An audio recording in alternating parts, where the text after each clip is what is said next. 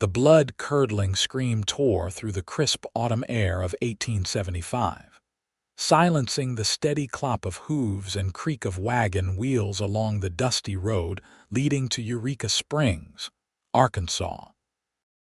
The westbound convoy froze as a figure plummeted from the last wagon, her skirts billowing in the wind as she tumbled toward the unforgiving earth below. Garrett Blackwell had been riding alongside the convoy, keeping a watchful distance as he'd done for days. The lean cowboy spurred his palomino into action before his mind could fully register what his eyes were witnessing. With a powerful surge, he closed the distance between himself and the falling woman, extending his arms in desperate hope. The impact nearly knocked him from his saddle. His strong hands gripped her shoulders as her weight pulled against him, her body hanging precariously for one heart-stopping moment before he managed to secure her against his chest. "I've got you, madam," he said, his voice barely audible over the commotion erupting from the wagon train. The woman's face was ashen, framed by copper-colored hair that had come loose from its pins. Her green eyes were wide with terror, one hand clutched protectively over her swollen belly. "My baby," she whispered, tears streaming down her dirt-smudged cheeks. "Please, my baby." Garrett's jaw clenched as he glanced toward the wagon from which she'd fallen, or more accurately, from which she'd been thrown. A burly man with a thick black beard was fighting against two other travelers who'd grabbed his arms. "Let me go," the man bellowed. "That thieving witch deserves worse." The wagon master rode up, his weathered face contorted with anger. "Jasper, what in tarnation is going on here?" Garrett wasn't interested in the explanation. The woman in his arms was trembling violently, her pregnant belly pressed against him. He turned his horse away from the commotion and addressed her softly. "Madam, I'm going to get you somewhere safe. Can you hold on?" She nodded weakly, her fingers clutching his worn leather vest. "Please," she repeated, "my baby." Garrett guided his horse away from the convoy, ignoring the shouts behind him. The town of Eureka Springs was visible in the distance, its buildings nestled among the rolling hills. He'd been headed there anyway, seeking work now that the cattle drive season was ending. Now he had a more urgent reason to arrive. "I'm Garrett," he said, trying to keep her conscious as they rode. "Garrett Blackwell." "Elizabeth," she managed, her voice barely audible. "Elizabeth Bradford, Mrs. Bradford, you just hold tight to me, doctor's not far." "Miss," she corrected, wincing as the horse jostled them. "It's Miss Bradford." Garrett's brow furrowed, but he didn't press for details. The woman's condition and safety were all that mattered now. As they approached the town, he could feel her grip weakening. "Stay with me, Elizabeth," he urged. "We're almost there." The town of Eureka Springs had sprung up around the natural springs that gave it its name. People came from all over to take the waters, believing in their healing properties. Garrett hoped the town's reputation for healing wasn't exaggerated as he guided his horse down the main street, drawing curious stares from townspeople. "Where's your doctor?" he called out to a man sweeping the boardwalk in front of a general store. The man pointed to a white clapboard building at the end of the street. "Doc Wallace's office is right there." "Everything all right?" Garrett didn't answer, already urging his horse forward. By the time they reached the doctor's building, Elizabeth's head was lolling against his chest, her consciousness fading. "Doc," Garrett shouted as he carefully dismounted, cradling Elizabeth in his arms. "Need help here." The door swung open to reveal a middle-aged man with spectacles and rolled-up shirt sleeves. His expression shifted instantly from annoyance to professional concern. "Bring her in," Dr. Wallace directed, clearing space on an examination table. "What happened?" "Fell from a wagon," Garrett explained, laying Elizabeth down as gently as possible. "Or was pushed. She's with child." The doctor's hands moved with practiced efficiency, checking Elizabeth's pulse and examining her for visible injuries. How long ago? 10, 15 minutes maybe. Garrett stepped back, suddenly aware he was in the way. Will she be all right, the baby? Dr. Wallace gave him a measuring look. Are you the father? No, sir, just happened to be there when she fell. Well, you did the right thing bringing her here promptly. The doctor turned his attention back to Elizabeth, whose eyes were fluttering open. Madam, can you tell me where you're hurting? Elizabeth's hand went immediately to her abdomen. The baby, she whispered. Please save my baby. I'll do everything I can, doctor. Wallace promised, then looked to Garrett. Sir, I'll need to examine her properly. If you could wait outside, of course. Garrett moved toward the door, pausing when Elizabeth's hand shot out, grabbing his wrist with surprising strength. Don't leave, she pleaded, her green eyes locking with his. Please, I don't know anyone here. Something in her gaze, fear, desperation, or maybe simple human connection held him in place. Garrett looked to the doctor, who sighed and nodded. You can stay, but stand over there by the window.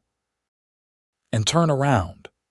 For the next hour, Garrett stood with his back to the examination table, listening to the doctor's calm instructions and Elizabeth's occasional gasps of pain. He stared out at the bustling town, watching people go about their normal day while behind him, a woman he'd never met before today fought for her life and that of her unborn child. Finally, Dr. Wallace spoke. You can turn around now, Mr. Blackwell. Garrett Blackwell. He turned to find Elizabeth lying on the table, covered with a blanket, her face pale but composed. Well, Mr. Blackwell, it appears your quick action may have saved 2 lives today.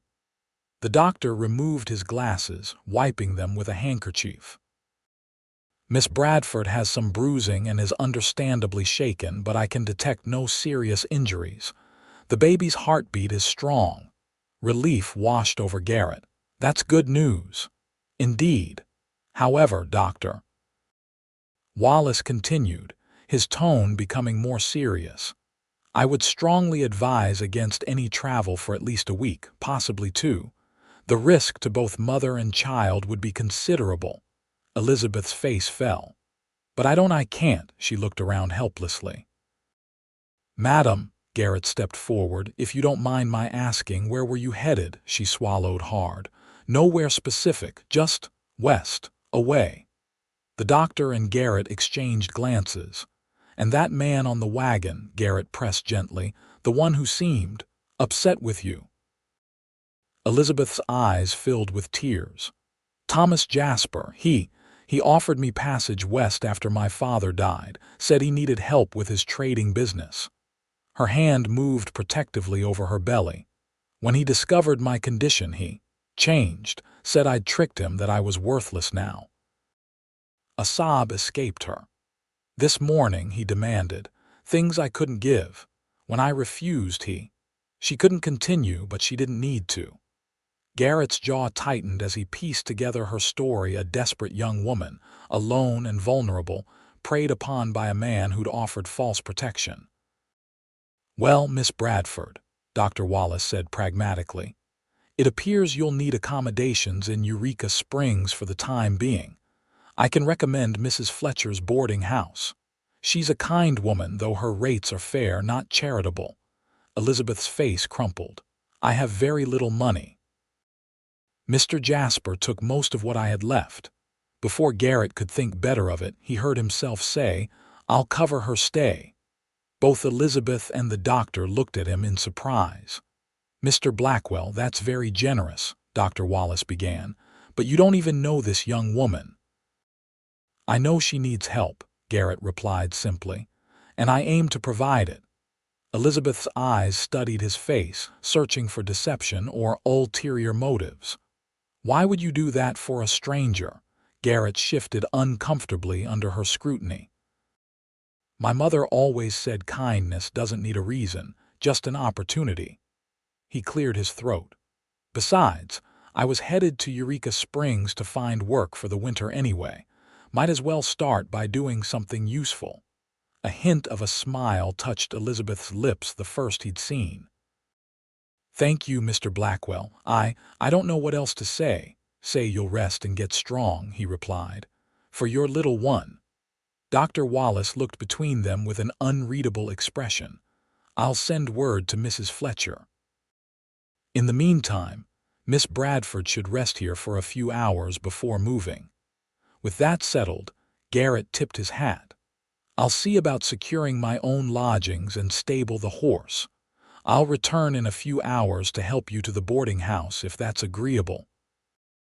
Elizabeth nodded, gratitude shining in her eyes despite her exhaustion. "I don't know how I'll ever repay your kindness, Mr. Blackwell. Let's get you and your baby safely settled first. We can worry about the rest later." As Garrett stepped out into the afternoon sunlight, he wondered what exactly he'd gotten himself involved in. He was a simple cowboy, used to the freedom of the open range and temporary employment. Taking responsibility for a pregnant woman he just met wasn't exactly part of his usual routine. Still, as he led his horse toward the livery stable, he couldn't shake the image of those green eyes filled with fear and desperation. Whatever complications this might bring to his life, he knew he'd made the right choice. What he didn't know was how completely his life was about to change. The Primrose boarding house stood 3 stories tall, its white clapboard exterior freshly painted and welcoming. Mrs. Fletcher, a plump widow in her 50s with silver-streaked black hair, showed Elizabeth to a small but clean room on the 2nd floor. Garrett carried the meager belongings Elizabeth had managed to keep with her: a single carpet bag containing little more than a spare dress, a hairbrush, and a worn Bible. "This is our smallest room," Mrs. Fletcher explained, "but it's quiet and gets nice morning light. Bathrooms down the hall, meals are at 7, noon, and 6. No gentlemen callers after 8, and absolutely no liquor on the premises." Her keen eyes shifted between Garrett and Elizabeth. "Mr. Blackwell has explained your situation, Miss Bradford. While I run a respectable establishment, I'm not one to turn away a woman in need. You'll find Eureka Springs is more forgiving than some places." "Thank you, Mrs. Fletcher," Elizabeth said softly, sinking onto the narrow bed. "I promise I won't be any trouble." The older woman's expression softened. "Rest now, dear. Supper's in an hour if you're feeling up to coming down." When they were alone, Garrett stood awkwardly by the door, hat in hand. "Will you be comfortable here?" Elizabeth looked around the simple room with its patchwork quilt, small dresser, and window overlooking the town's main street. "It's more than I expected to have today." Her hand went to her belly in what seemed an unconscious gesture. "This morning I thought." Her voice trailed off. "You don't have to think about that now," Garrett assured her. "Dr. Wallace said you're both going to be fine with rest. Because of you." Elizabeth's eyes met his. "Why did you really help me, Mr. Blackwell? The truth, please." Garrett considered his answer carefully. "When I was 16, my mother fell ill while my father was away on a cattle drive. Our nearest neighbor was 5 miles away. I rode for help, but by the time I returned with the doctor."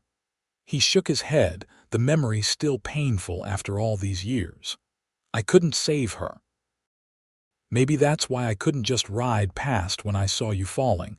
Some chances to help don't come around twice." Elizabeth's expression softened with compassion. "I'm very sorry about your mother." "It was a long time ago." Garrett cleared his throat. "Anyway, I should let you rest. I've taken a room at the hotel down the street for now, but I'll check on you tomorrow if that's all right." "I'd like that," Elizabeth said, then added hesitantly, "Mr. Blackwell, I can't help wondering if Mr. Jasper might come looking for me. He's not a man who likes to be defied." Garrett's expression hardened. "The wagon train was continuing west. I doubt he'll turn back just to cause more trouble." "You don't know him," Elizabeth whispered. "Well, he doesn't know me either," Garrett replied with quiet confidence. "Try not to worry about that now. This is a decent town with a sheriff and plenty of good people. You're safe here." Elizabeth nodded, though the worry didn't entirely leave her eyes. "Thank you again, Mr. Blackwell." "Garrett," he corrected with a small smile. "If we're going to be friends, you might as well use my given name." "Garrett," she repeated, a hint of color returning to her cheeks. "Then you must call me Elizabeth." "Rest well, Elizabeth. I'll see you tomorrow." As Garrett walked down the boarding house steps and into the crisp evening air, he found himself unexpectedly looking forward to the next day. There was something about Elizabeth Bradford, her quiet strength, her resilience in the face of hardship, that intrigued him. He'd meant what he said about being her friend, though he recognized the potential complications of that friendship. He made his way to the Silver Dollar Saloon, not for the whiskey or card games, but because it was the best place to learn about work opportunities. As he stepped through the batwing doors, the familiar sounds of piano music, clinking glasses, and boisterous conversation welcomed him. This was a world he understood, straightforward, predictable in its unpredictability. The woman he just left behind, with her green eyes and unborn child, was neither. Yet somehow, he couldn't regret the turn his day had taken. Garrett found work more easily than he'd expected. The sawmill on the edge of town was short-handed, and the foreman was glad to hire an able-bodied man willing to work hard. The pay was decent enough to cover his own expenses and help Elizabeth, until she was well enough to make her own way. Every evening for the next week, after washing off the sawdust and sweat of the mill, Garrett would stop by the boarding house. Mrs. Fletcher, initially suspicious, soon warmed to him when it became clear his intentions were honorable. She even began saving him a plate from supper, which they would share on the front porch if the weather was fair, or in the small parlor when it wasn't. Elizabeth grew stronger each day. The color returned to her cheeks, and she spoke more freely about her life before, how she'd been the only child of a schoolteacher in Missouri, how her father had died suddenly of pneumonia last winter, leaving her with debts she couldn't pay and a home she couldn't keep. "I was desperate," she admitted one evening as they sat in the boarding house parlor, the fire crackling softly in the grate. "When Mr. Jasper offered to take me west, saying he needed help with his trading business, it seemed like Providence." Her hand rested on her rounded belly, now nearly 7 months along. "I didn't know then about the baby." Garrett's brow furrowed. "The father," Elizabeth's gaze dropped to her hands. "A young man from my town. We were to be married, but when I told him about the baby, he disappeared. Left for California without a word." Her voice was steady, but the pain was evident. "Mr. Jasper didn't know when he offered me passage. When he found out, he was furious. Said I deceived him, that no one would want a woman in my condition. He started demanding other ways I could repay his generosity." Garrett's jaw tightened. "And when you refused, he tried to kill you." "I don't know if he meant to kill me," Elizabeth said softly, "but he certainly didn't care if I lived." "Some men don't deserve the air they breathe," Garrett muttered. Elizabeth studied his face. "You're not like that." "Like what?" "The kind of man who would abandon a woman carrying his child, or who would harm someone vulnerable." Garrett shifted uncomfortably under her gaze. "That's not being special, Elizabeth. That's just being decent." "Decency seems special these days." She looked down at her hands again. "I've been wondering what I'll do after the baby comes. I can't impose on your kindness forever." "You're not imposing," Garrett assured her, "and you don't need to have it all figured out tonight." "I was trained as a teacher like my father," Elizabeth continued, her voice taking on a hint of enthusiasm. "Perhaps once the baby is older I could find a position at a school." Garrett nodded encouragingly.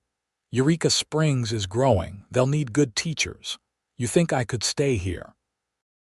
Elizabeth looked surprised. I thought this was just temporary for you. It was, Garrett admitted. But the sawmill needs workers year-round and it pays fair. The foreman already mentioned keeping me on permanently if I'm interested. Elizabeth's eyes searched his. And are you interested in staying? The question hung between them, laden with more meaning than the simple words conveyed.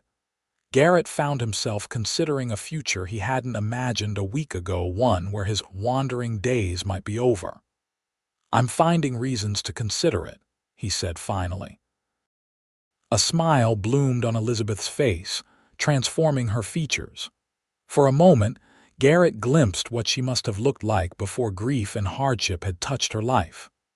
I'm glad, she said simply. Their conversation was interrupted by Mrs. Fletcher, who bustled in with a pot of tea. It's getting late and Miss Bradford needs her rest, she announced pointedly. Garrett rose, recognizing the dismissal. Of course. Thank you for the company, Elizabeth. Will you come tomorrow? She asked, a hint of eagerness in her voice. Wild horses couldn't keep me away, he promised. As Garrett walked back to his hotel room that night, he realized with some surprise that he meant it. In just 1 week, visiting Elizabeth had become the highlight of his day.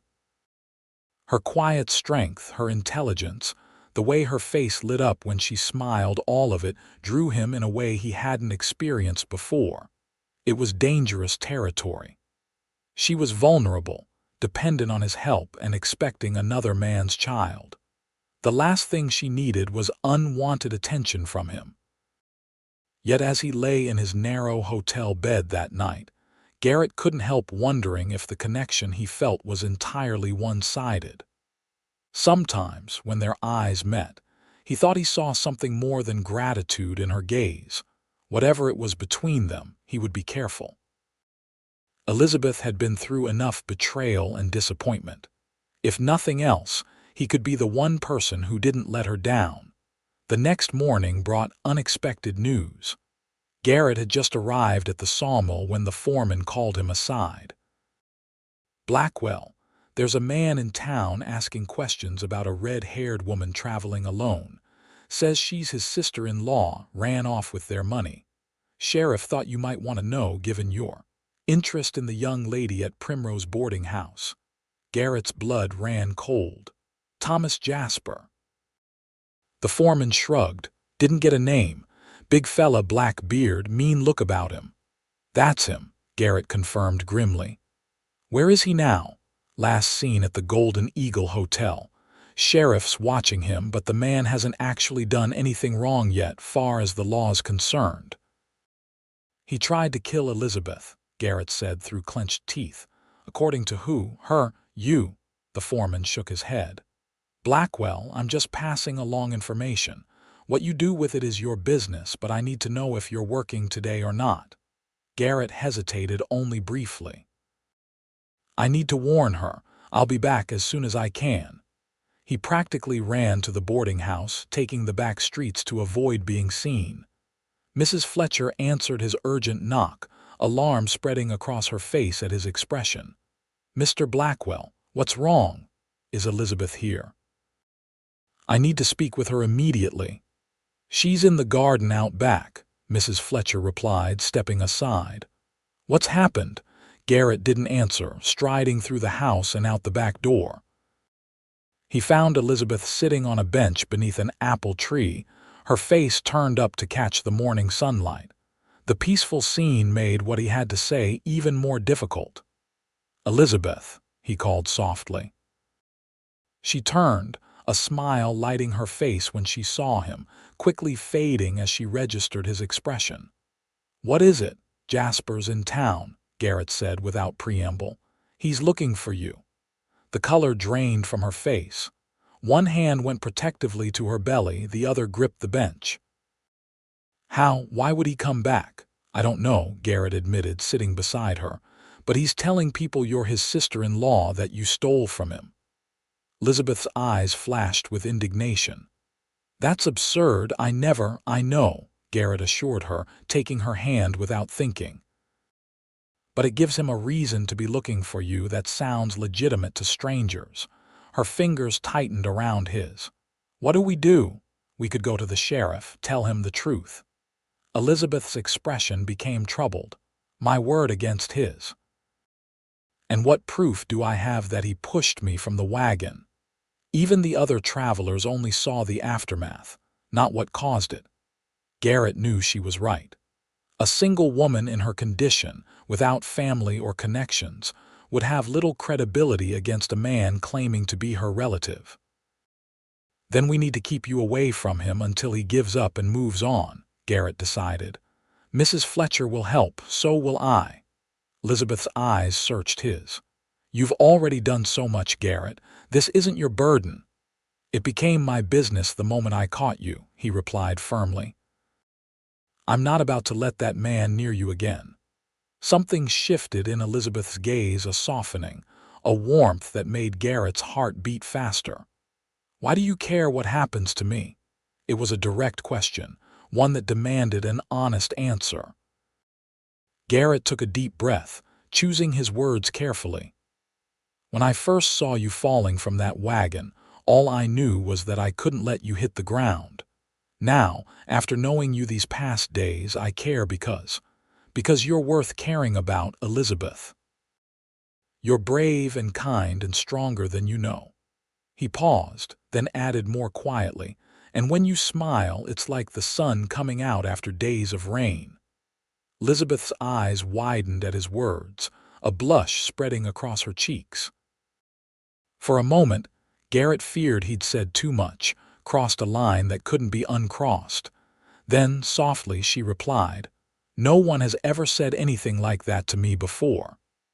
"Then you've been surrounded by blind fools," Garrett said, his voice rough with emotion.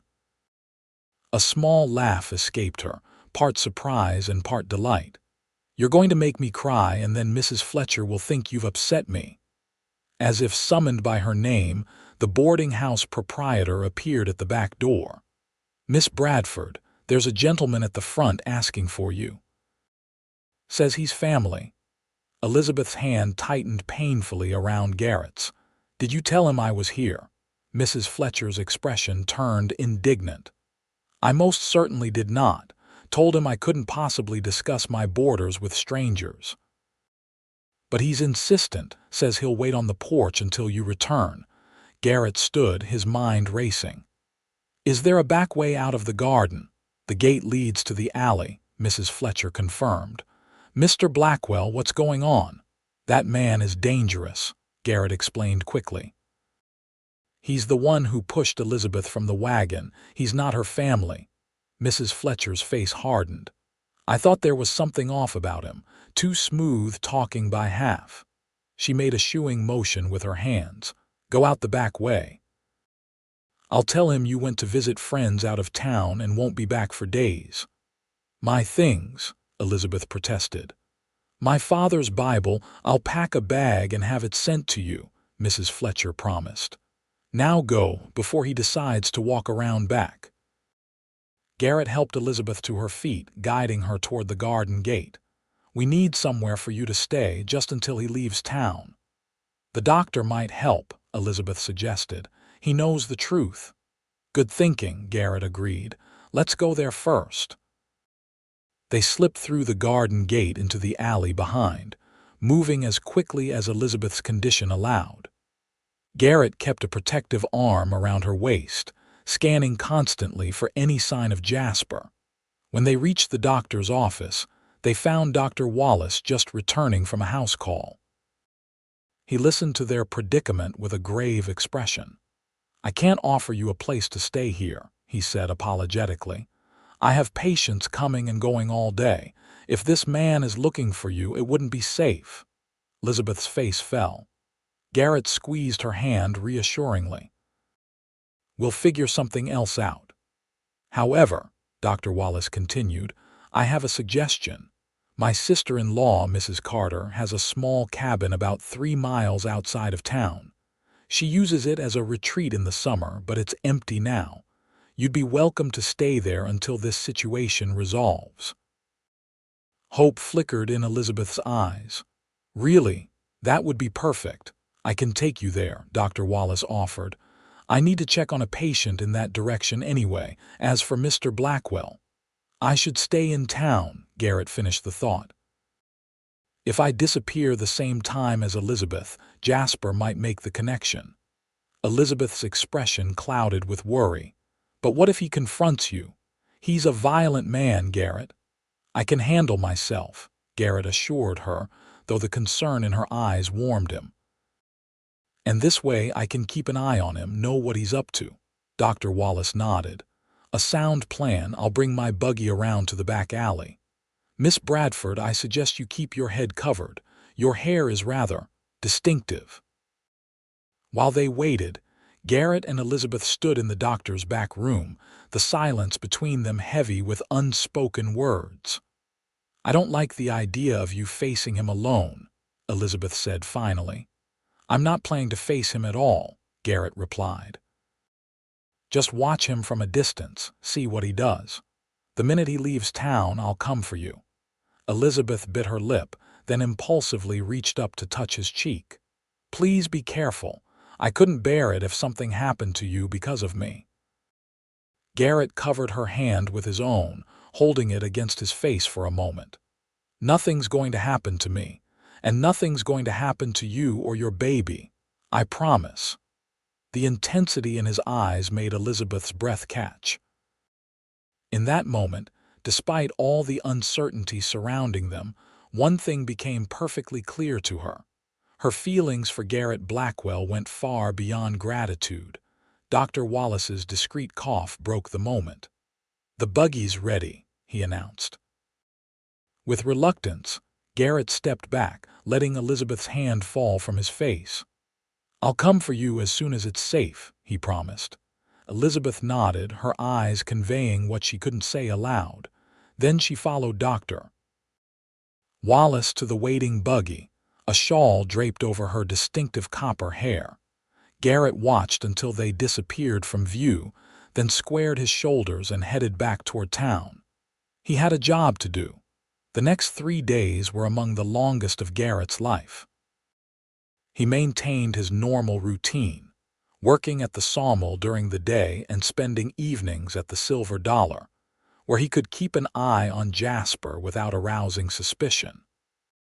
The man had taken up temporary residence at the Golden Eagle Hotel, spending his days questioning shopkeepers and his evenings drinking heavily at the saloon.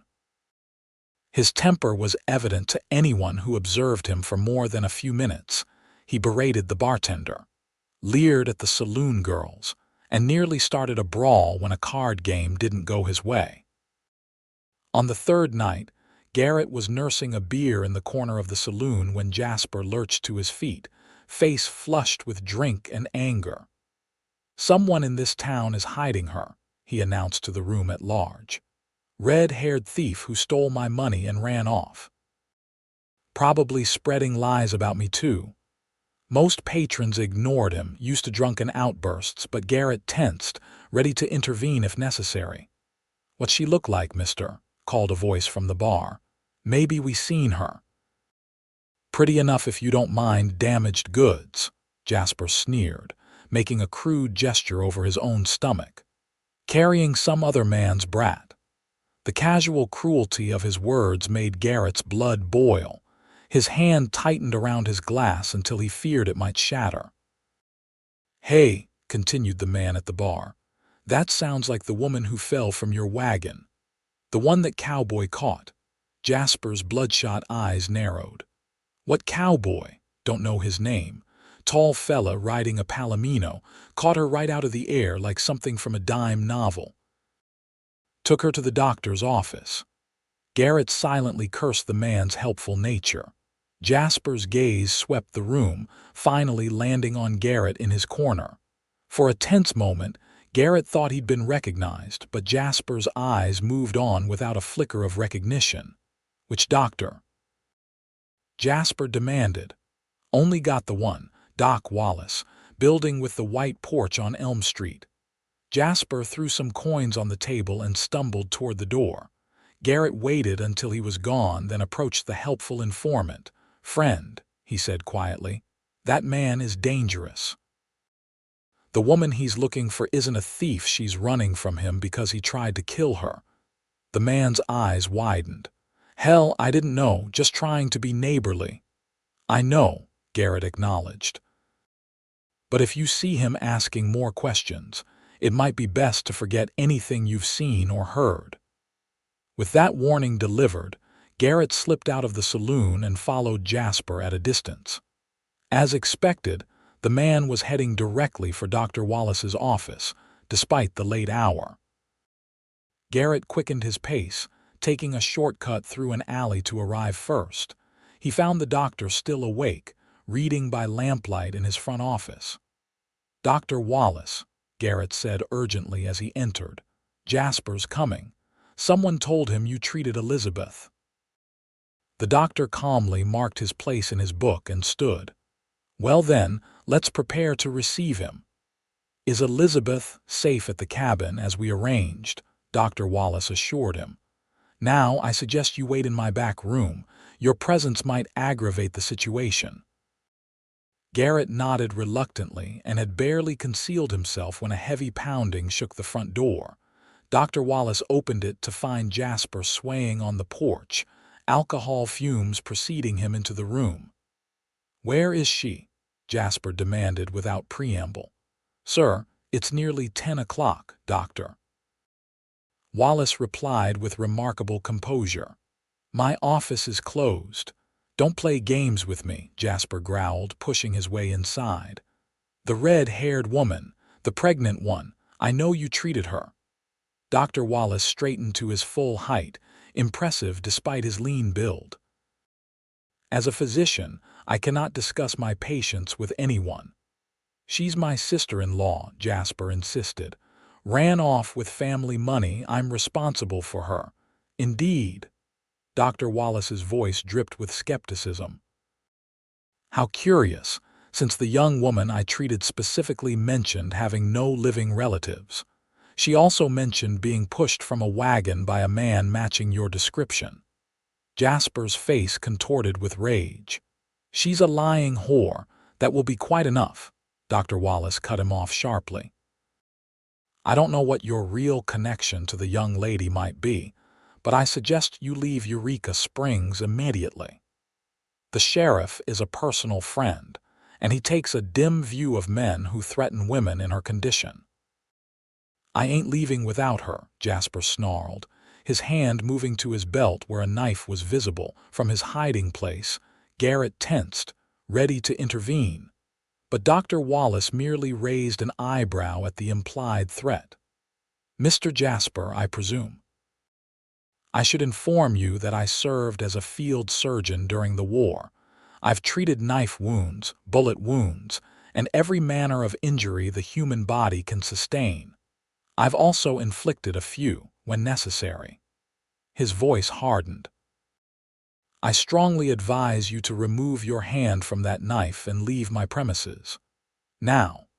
Something in the doctor's steady gaze must have penetrated Jasper's alcohol-fueled rage.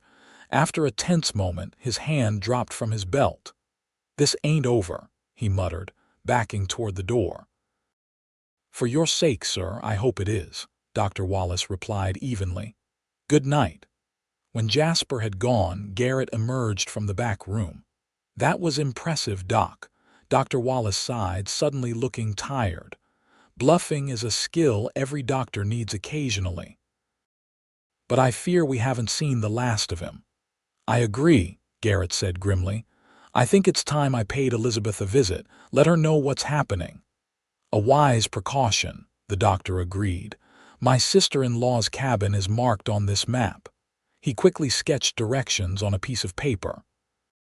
"It's relatively isolated, but that works both ways. If Jasper somehow discovers its location." "I'll make sure he doesn't," Garrett promised, tucking the map into his pocket. "Be careful," Dr. Wallace warned. "That man is dangerous and unpredictable." "So am I when necessary," Garrett replied quietly. He waited until full dark, then saddled his horse and left town, taking a circuitous route in case anyone was watching. The moon provided enough light to follow the doctor's map, leading him deep into the wooded hills surrounding Eureka Springs. The cabin appeared just where Dr. Wallace had indicated, a small log structure nestled against the hillside. A thin wisp of smoke rose from the chimney, and a warm light glowed behind the curtained windows. Garrett approached cautiously, not wanting to frighten Elizabeth. He tied his horse to a nearby tree and walked to the door, knocking softly. "Elizabeth, it's Garrett." The door opened almost immediately. Elizabeth stood there, copper hair loose around her shoulders, her face lighting up at the sight of him. "Garrett, oh, thank goodness." She stepped back, ushering him inside. "I've been so worried." The cabin was small but comfortable, with a stone fireplace, a small kitchen area, a table with 2 chairs, and a curtained alcove that presumably contained a bed. It was warm and cozy, smelling of pine and the stew simmering on the stove. "Are you all right?" Garrett asked, his eyes moving over her as if checking for injuries. "I'm fine," she assured him. "Dr. Wallace's sister-in-law has been very kind. She visits daily, bringing supplies and news from town." Elizabeth's expression grew anxious. "But what about you? Have you seen Jasper? Does he suspect anything?" Garrett took her hand, leading her to the table where they could sit. "He knows you were treated by Dr. Wallace. Someone at the saloon mentioned it tonight," Elizabeth gasped. "Does he know where I am?" "No," Garrett quickly assured her. "Dr. Wallace handled him perfectly, but he's getting desperate, which makes him more dangerous." "What are we going to do?" Elizabeth asked, unconsciously using "we" in a way that made Garrett's heart constrict. "I was thinking about that on the ride here," he replied. "Jasper won't leave voluntarily as long as he thinks you're hiding in Eureka Springs." "But I am hiding in Eureka Springs," Elizabeth pointed out. "Yes, but what if he believed you'd moved on?" Garrett leaned forward, warming to his plan. "The stagecoach leaves for Springfield tomorrow morning. If Jasper heard you'd taken it." Understanding dawned in Elizabeth's eyes. "He might follow, looking for me there instead." "Exactly. I've already spoken to Mrs. Fletcher. She's agreed to remember that you returned for your things and mentioned catching the stage to Springfield." "You think he'll believe it?" "It's plausible," Garrett reasoned. "Springfield is larger than Eureka Springs. A woman alone might seek anonymity there." Elizabeth bit her lip, considering. "And if he does go to Springfield, looking for me there? By the time he realizes you're not there, the baby might already be born," Garrett finished. "And a woman with a newborn attracts different attention than a woman expecting. It would make you harder to identify, even if he did return." Elizabeth's hand went protectively to her belly, which had grown noticeably even in the few days they'd been apart. "Do you really think we can wait him out that long? The baby isn't due for another 2 months." The concern in her voice made Garrett reach across the table, taking both her hands in his. "Elizabeth, I promised to keep you safe, and I meant it. Whether it takes 2 days or 2 months or 2 years, I won't let him hurt you or your child." Tears welled in her eyes. "Why, Garrett? Why would you do all this for me? Truth now." The moment stretched between them, heavy with unspoken feelings. Garrett knew he should be cautious, that Elizabeth was vulnerable and dependent on him in ways that complicated any deeper attachment. But sitting across from her in the warm, firelit cabin, her hands in his, he couldn't bring himself to dissemble. "Because I care for you," he said simply. "More than I should, perhaps, given how little time we've known each other, but there it is." A tear slipped down Elizabeth's cheek. "I've been so afraid to trust again. After Edward, the baby's father, left, I swore I'd never let myself be so foolish again." "I'm not Edward," Garrett said softly. "No," Elizabeth agreed, a smile breaking through her tears. "You're nothing like him. You're honorable and kind and brave." Her voice dropped to a whisper. "And I care for you too, Garrett, so much that it frightens me." The admission hung in the air between them, transforming the atmosphere in the small cabin. Garrett felt his heart pounding as he stood, gently drawing Elizabeth to her feet. "Elizabeth," he murmured, his voice rough with emotion. "I don't want to rush you or press for anything you're not ready to give, but I need you to know that when I look at you, I don't see someone I rescued. I see the woman I want to build a life with if you'll have me." Elizabeth's eyes widened. "But the baby is part of you," Garrett finished, "and I already love anything that's part of you." A small sob escaped her. "Do you mean that?" Instead of answering with words, Garrett leaned down, his lips finding hers in a kiss that was gentle yet filled with promise. Elizabeth responded immediately, her arms sliding up to circle his neck as she returned the kiss with unexpected fervor. When they finally parted, both breathing heavily, Garrett rested his forehead against hers. "Does that answer your question?" Elizabeth laughed softly, the sound like music to Garrett's ears. "Yes, I believe it does." They spent the next hour talking by the fire, making plans. Garrett would return to town and help spread the rumor that Elizabeth had fled to Springfield. Once Jasper took the bait and left Eureka Springs, Elizabeth could return to the boarding house, or "You could stay with me," Garrett suggested hesitantly. "Not at the hotel, of course. I've been looking at a small house for rent near the sawmill. 2 bedrooms, a decent kitchen. Nothing fancy, but are you asking me to live with you, Garrett Blackwell?" Elizabeth's tone was teasing, but her eyes were serious. "I'm asking you to marry me," Garrett clarified. "Though I realize it's sudden and you might want time to consider." "Yes," Elizabeth interrupted, her face glowing with happiness. "Yes, I'll marry you." Garrett stared at her in astonishment. Just like that, she confirmed. "Unless you'd prefer a lengthy courtship while I waddle around growing larger by the day," Garrett laughed, drawing her into his arms. "I'd marry you this minute if we could find a preacher." "Well, not this minute," Elizabeth said practically. "First we need to deal with Jasper." "First we deal with Jasper," Garrett agreed. "Then we start our life together." The plan worked better than they could have hoped. Mrs. Fletcher played her part perfectly, informing Jasper that Elizabeth had indeed returned for her things, and mentioned catching the morning stage to Springfield, where she apparently had friends who would take her in. Jasper, frustrated by his lack of success in Eureka Springs, took the bait completely. He was on the next day's stagecoach, heading east to Springfield to continue his search. Garrett waited an additional day to be certain Jasper was truly gone, then rode out to the cabin to give Elizabeth the good news. She greeted him with a kiss that left him breathless, and a declaration that she couldn't wait to return to town. "I love this cabin, but I'm ready to start our life together," she said, her eyes shining with happiness.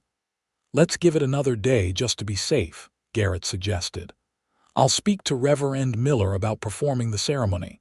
How does Saturday sound?" "Perfect," Elizabeth agreed.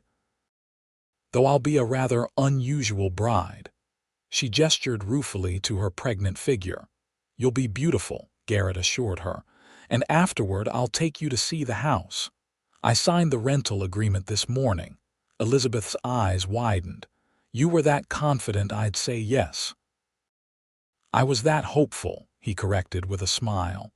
"It's nothing grand, but it will be perfect," Elizabeth interrupted, "because it will be ours."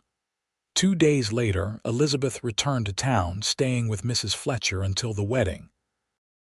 The boarding house proprietor fussed over her like a mother hen, insisting on helping prepare a simple wedding dress that accommodated Elizabeth's condition while still looking elegant. On Saturday morning, in the small white church at the edge of town, Garrett waited nervously at the altar. Dr. Wallace had agreed to stand as his best man, while Mrs. Fletcher would give the bride away. It was a small ceremony. They had few friends in Eureka Springs, but that suited them both. When the church doors opened and Elizabeth appeared, Garrett felt his breath catch. She wore a dove-gray dress with white lace at the collar and cuffs, her copper hair arranged in a simple updo adorned with small white flowers. Her pregnancy, far from detracting from her beauty, seemed to enhance it, giving her a radiant glow as she walked slowly down the aisle toward him. "You're the most beautiful thing I've ever seen," he whispered when she reached him. "Even like this," she whispered back, one hand going to her rounded belly. "Especially like this," he assured her. The ceremony was brief but meaningful. When Reverend Miller pronounced them husband and wife, Garrett kissed his bride with a tenderness that brought tears to Mrs. Fletcher's eyes. The small reception was held at the boarding house, where Mrs. Fletcher had prepared a feast that would have suited a much larger gathering. Dr. Wallace made a toast to the happy couple, wishing them health and happiness in their new life together. As the evening drew to a close, Garrett led Elizabeth to their new home. It was indeed small, a two-bedroom cottage near the edge of town, but Elizabeth's eyes lit up as she explored it. "It's perfect, Garrett," she declared, turning in a slow circle in the main room. "It's just what I always imagined." "It needs some work," Garrett admitted, pointing out loose floorboards and a window that stuck. "But I'll fix it up, make it worthy of you." "It's already worthy," Elizabeth insisted, moving into his arms, "because it's ours." The next month passed in a blur of domestic happiness. Garrett continued working at the sawmill while Elizabeth prepared their home for the baby's arrival. They found second-hand furniture, curtains, dishes, all the necessities for starting a life together. In the evenings, they would sit on their small porch, watching the sunset and talking about their future. There had been no sign of Jasper, and as the weeks passed, they began to relax, believing the danger had truly passed. Then, exactly 5 weeks after their wedding, Garrett came home to find Elizabeth sitting at the kitchen table, her face pale, a piece of paper clutched in her trembling hand. "What's wrong?" he asked immediately, going to her side. "This was delivered while you were at work," she said, handing him the paper. Garrett unfolded it and read the crudely written message. "Found you, read. Thought you could fool me. I'll be waiting." Cold fury washed over Garrett, followed by a wave of protective resolve. "When did this come?" "About an hour ago," Elizabeth replied, her voice remarkably steady despite her obvious fear. "A boy delivered it. Said a man at the hotel paid him to bring it. The Golden Eagle." Garrett asked, already knowing the answer. Elizabeth nodded. "Garrett, what do we do? I'm due in 2 weeks. I can't run again, not now." "You won't have to," Garrett promised, kneeling beside her chair and taking her hands. "This ends now, Elizabeth. I'm going to the sheriff." "With what evidence?" Elizabeth asked desperately. "A threatening note that doesn't even mention his name." "With the truth," Garrett insisted. "All of it. From the moment he pushed you from that wagon. Sheriff Thompson is a good man. He'll listen." Elizabeth's hands tightened around his. "I'm afraid, Garrett. Not just for myself or the baby, but for you. What if he hurts you?" "He won't get the chance," Garrett assured her, rising to his feet. "Lock the doors after I leave. Don't open them for anyone but me or Sheriff Thompson." "Be careful," Elizabeth pleaded, her eyes bright with tears. "I can't lose you now." "You won't," Garrett promised, kissing her forehead. "Not ever." The sheriff's office was at the end of Main Street, a small brick building with the jail cells in the back.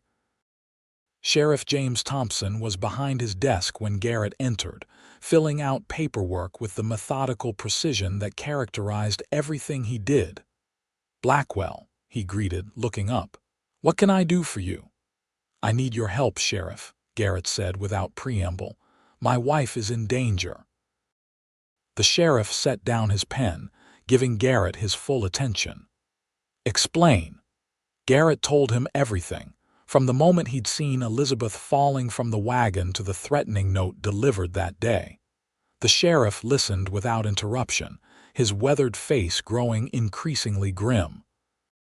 So this Jasper fella pushed a pregnant woman from a moving wagon, then tracked her here with the intention of doing God knows what, he summarized when Garrett finished. And now he's back in town, threatening her again. That's the size of it, Garrett confirmed. Will you help us? Sheriff Thompson rubbed his jaw thoughtfully. It's your word against his on the pushing part, but threatening notes are another matter. He stood up, reaching for his hat. Let's pay Mr. Jasper a visit at the Golden Eagle. Relief washed over Garrett. Thank you, Sheriff. Don't thank me yet, Thompson warned as they walked toward the door. Men like this Jasper, they don't usually go quietly. The Golden Eagle Hotel was busy with the dinner crowd when they arrived. The desk clerk confirmed that a Thomas Jasper had checked in that morning, but hadn't been seen since mid-afternoon. Probably at the saloon, Sheriff Thompson surmised.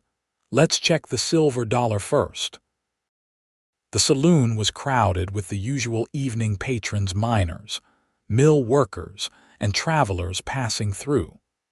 Sheriff Thompson's entrance caused a momentary lull in conversation, as it always did, but there was no sign of Jasper among the customers. Maybe he went back to the hotel, Garrett suggested as they stepped back onto the street. A cold dread suddenly gripped him.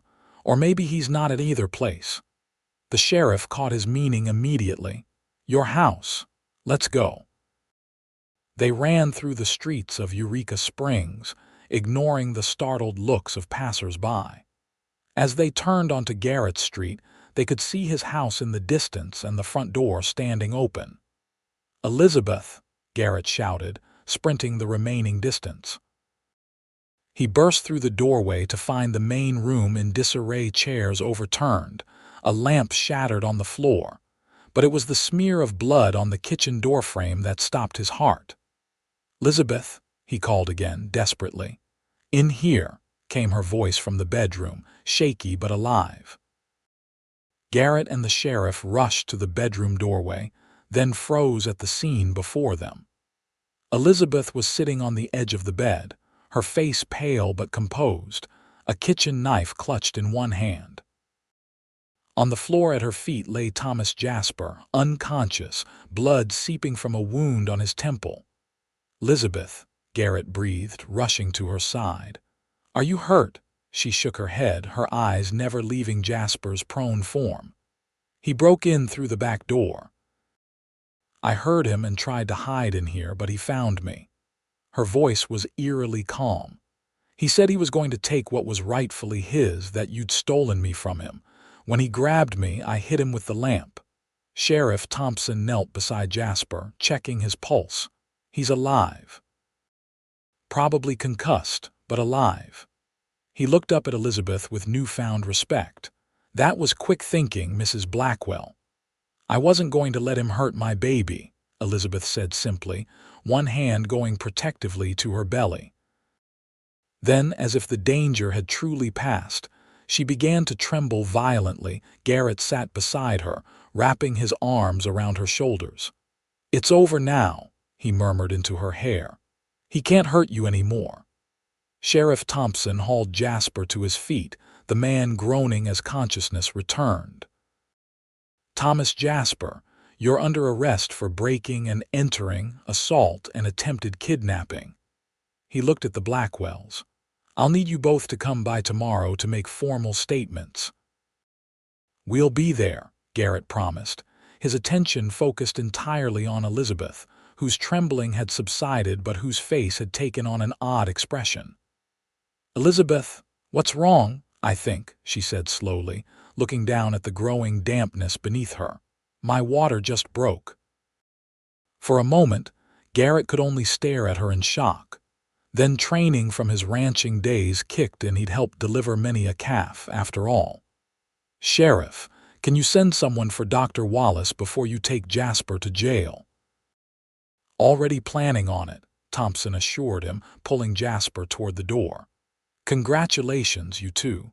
Seems this little one has timing as impressive as his mama's aim. When they were alone, Garrett helped Elizabeth lie back on the bed. Are you in pain? He asked anxiously. "Not yet," she replied, a hint of wonder in her voice. "But Dr. Wallace said it could be hours before the baby comes, especially for a first child." Garrett nodded, trying to project a calm he didn't feel. "I'll clean up the mess out there, then get some water heating." Elizabeth caught his hand before he could leave. "Garrett, are you disappointed that the baby isn't yours by blood?" The question took him completely by surprise. "Elizabeth, no, never." He sat on the edge of the bed, taking her face between his hands. "This baby is yours, which makes it mine too. I already love it just as I love you." Tears welled in her eyes. "Even after all this, the danger I brought into your life, you didn't bring danger, Elizabeth. You brought purpose and joy and love." He kissed her softly. "Now rest while you can. I have a feeling we're in for a long night, Doctor." Wallace arrived within the hour, bringing his medical bag and a wealth of experience. He examined Elizabeth, confirmed that labor had indeed begun, and settled in for what he too predicted would be a lengthy process. "First babies often take their time," he explained as he washed his hands. "But everything looks normal, Mrs. Blackwell. Try to relax." As predicted, the labor progressed slowly. Hour after hour, Garrett held Elizabeth's hand through increasingly painful contractions, wiping her brow with a cool cloth and offering what comfort he could. She bore the pain with the same quiet strength she'd shown throughout their acquaintance, though as dawn approached, her endurance began to waver. "I can't," she gasped after a particularly intense contraction. "Garrett, I can't do this." "You can," he encouraged, his heart breaking at her pain. "You're the strongest person I know, Elizabeth. Just a little longer." Dr. Wallace, who had been dozing in a chair between examinations, approached the bed.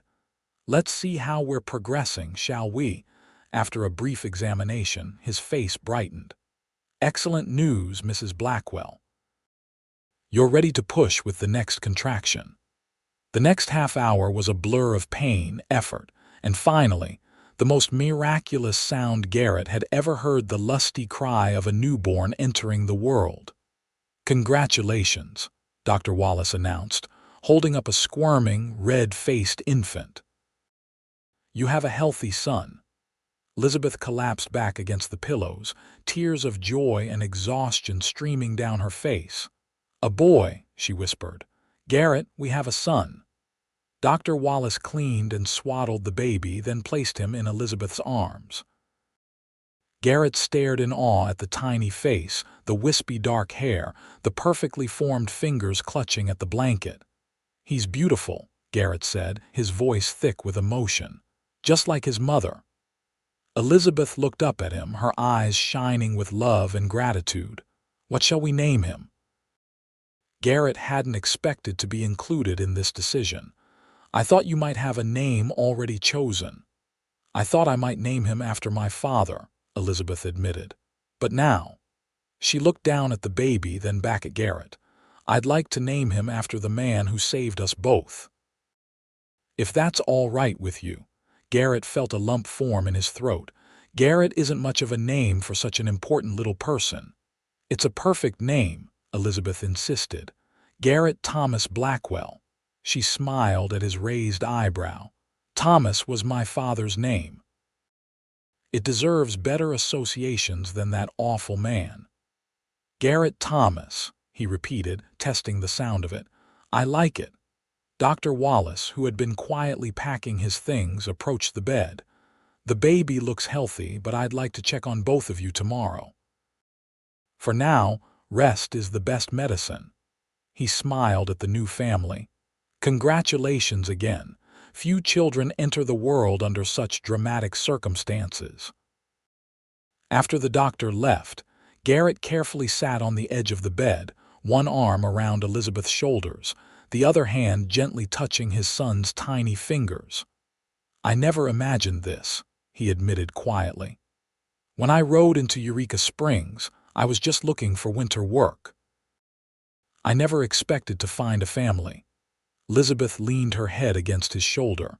When I was thrown from that wagon, I thought my life was over. Instead, it was just beginning." She looked up at him, her eyes filled with love. "Thank you for catching me, Garrett Blackwell." "Best thing I ever did," he replied, kissing her forehead. "And I'll never stop." As the morning sun filtered through the bedroom curtains, illuminating the three of them in its golden light, Garrett knew with absolute certainty that his wandering days were over. Here in this small house in Eureka Springs, with Elizabeth and their son, he had found something worth more than all the gold in California: a home, a family, and a love that had begun with an outstretched hand and a desperate catch. 5 years later, the Blackwell family stood on the porch of their newly completed farmhouse just outside Eureka Springs. The modest structure replaced the small rental house in town that had served them well, but grown too cramped for their expanding family. "Do you think the chickens will like their new coop?" 5-year-old Garrett Thomas, known as Thomas to avoid confusion, asked, his green eyes serious beneath a mop of dark hair. "I reckon they will," Garrett replied, tousling his son's hair. "You did a fine job helping me build it." Elizabeth emerged from the house, their 2-year-old daughter Grace perched on one hip, her free hand resting on the slight swell of her belly where their third child was growing. "Everything's unpacked," she announced, "though I'm not sure where we'll put all these books once the baby comes." "We'll build more shelves," Garrett promised, taking Grace from her arms. The little girl immediately began playing with the buttons on his shirt, her copper hair so like her mother's gleaming in the afternoon sunlight. Thomas tugged at his father's pant leg.